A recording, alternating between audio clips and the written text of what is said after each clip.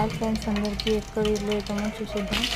Pan పెట్టుకొని omelette వేసుకోండి. Omelette వేసుకొని వేసుకొని మళ్ళీ అదే టైంలో ఆయిల్ వేయండి. ఆయిల్ వేసినాక జీలకర్ర, పచ్చిమిరపకాయలు, ఉల్లిగడ్డ, అల్లం పేస్ట్, పసుపు ఇవంతా వేసి మంచిగా ఉడకనివ్వండి. మంచిగా ఉడికినాక కారం పొడి, ఉప్పు వేసుకొని మంచిగా మిక్స్ చేసుకోండి. అది మంచిగా మిక్స్ అయినాక మంచిగా ఇలా నూనె బయటకు తెలుతుంది. అలా బయటకు వచ్చినాక గరం మసాలా, ధనియాల పొడి, జీలకర్ర మసాలా,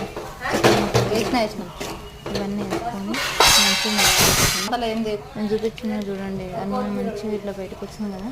అట్లా వచ్చినాక వాటర్ పోసుకోండి. మీకు తగినంత వాటర్ పోసుకొని మనం ఆమ్లెట్ వేసుకున్నాం కదా ముందు, ఆ ఆమ్లెట్ చిన్న చిన్న పీసుగా కట్ చేసుకొని అవి దాంట్లో వేసుకోండి.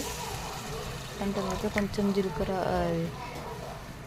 కొత్తిమీర ఉంటుంది కదా, మీరు ఇట్లా పైన కొంచెం వేయండి డెకోర్ కోసం. అలా కొంచెం మంచిగా వేసినాక టేస్ట్ ట్రై చేసి కామెంట్ చేయండి. ప్లీజ్ సబ్స్క్రైబ్ చేయండి. Bye friends.